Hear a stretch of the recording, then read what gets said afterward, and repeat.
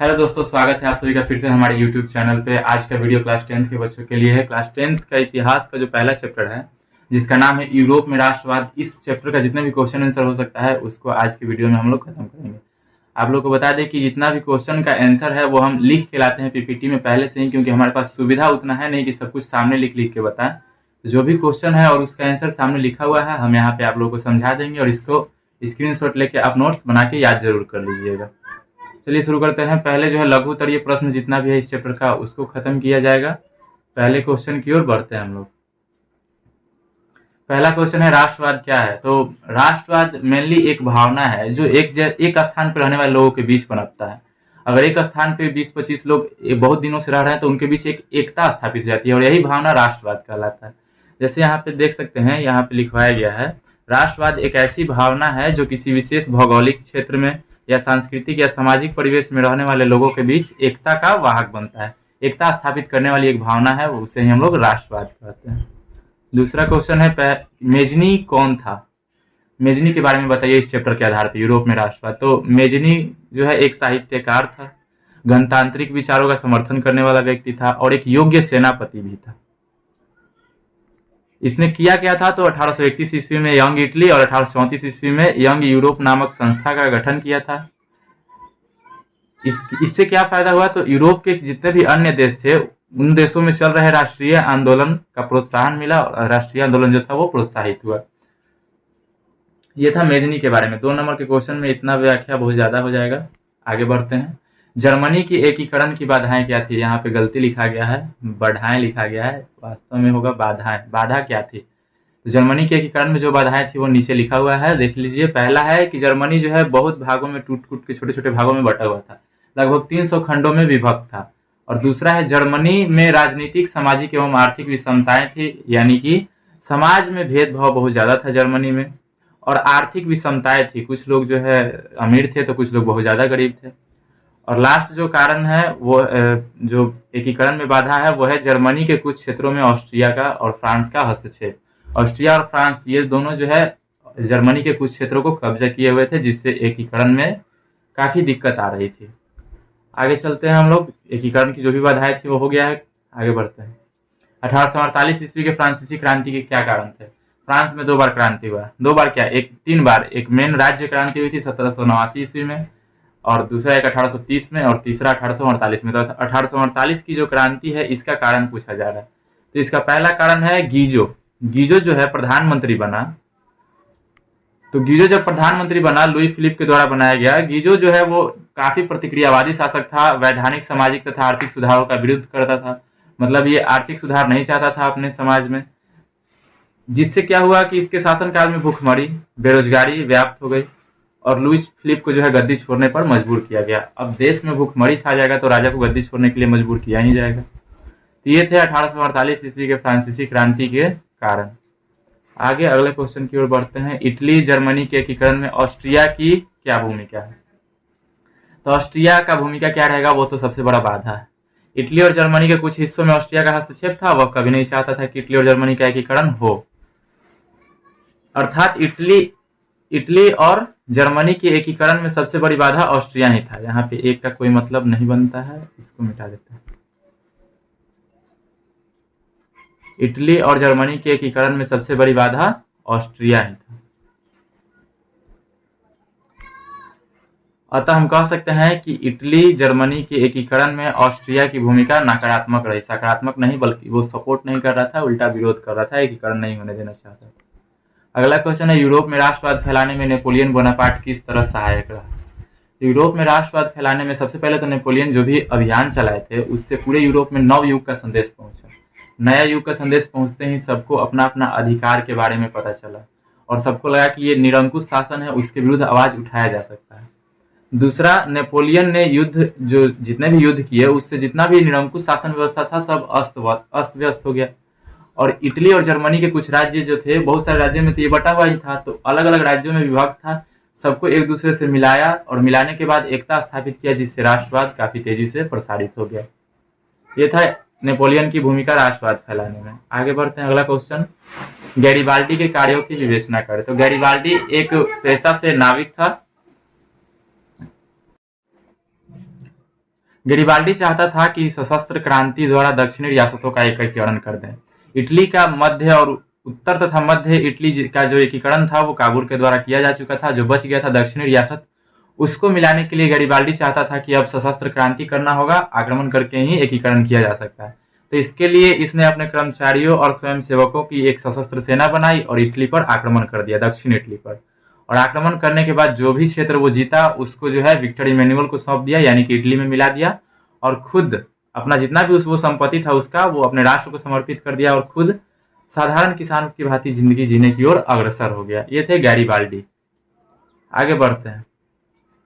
William प्रथम के बगैर जर्मनी के एकीकरण बिस्मार्क के लिए असंभव था।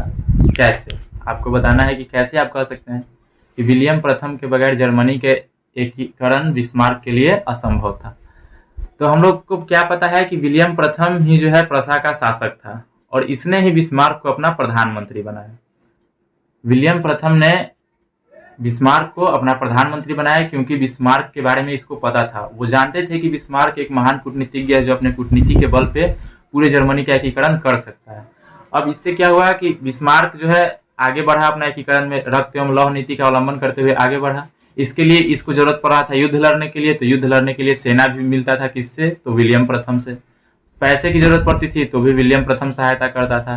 तो इससे हम स्पष्टता कह सकते हैं कि जो है अगर विलियम प्रथम नहीं होते तो बिस्मार्क को अपना प्रधानमंत्री नहीं बनाते, ना ही सैन्य सेवा प्रदान करते, ना ही आर्थिक सेवा प्रदान करते, जिससे जो है बिस्मार्क के लिए जर्मनी का एकीकरण संभव नहीं हो सकता था। आगे बढ़ते हैं अगले क्वेश्चन की ओर। अच्छा, ये इतना ही था लघु उत्तरीय प्रश्न। अब दीर्घ उत्तरीय प्रश्न। दीर्घ उत्तरीय प्रश्न। दीर्घ उत्तरीय प्रश्न।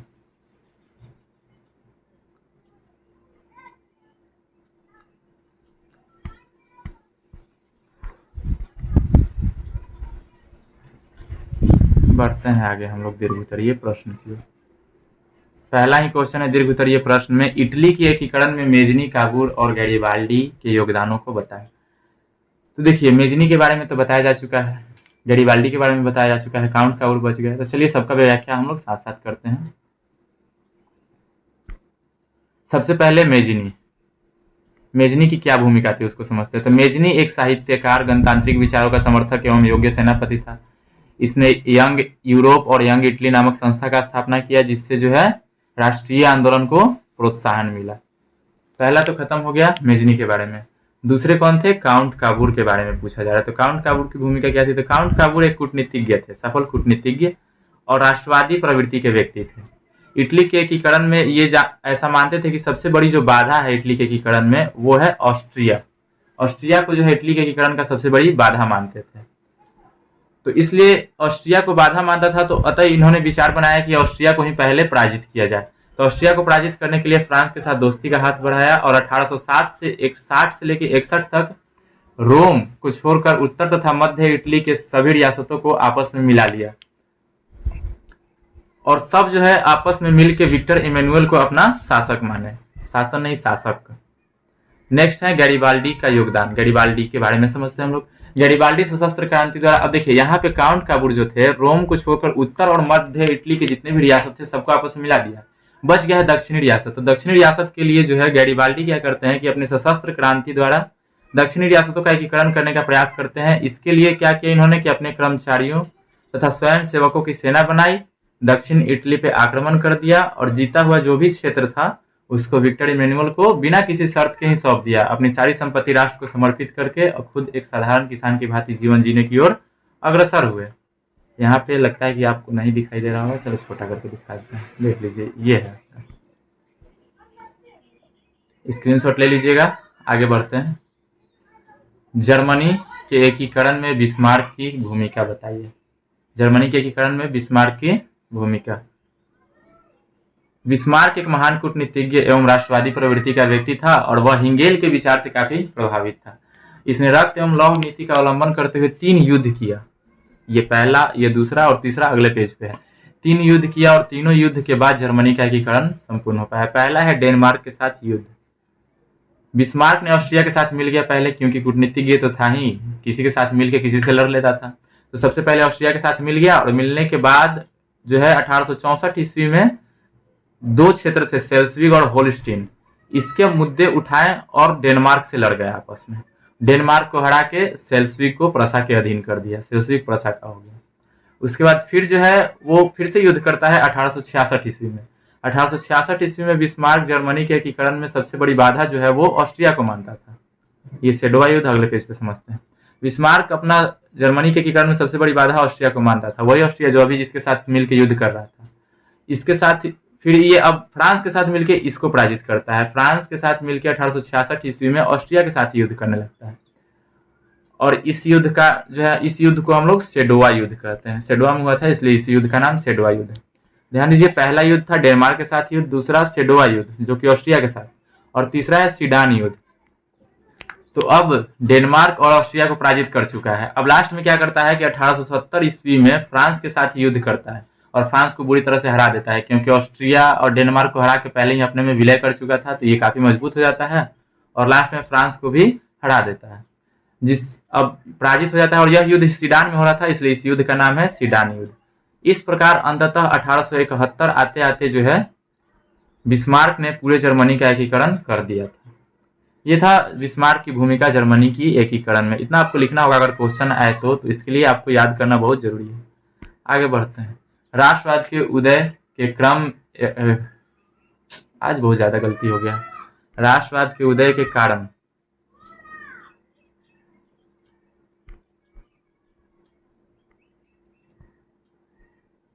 राष्ट्रवाद के उदय के कारण एवं प्रभाव, राष्ट्रवाद के उदय के कारण एवं प्रभावों की चर्चा।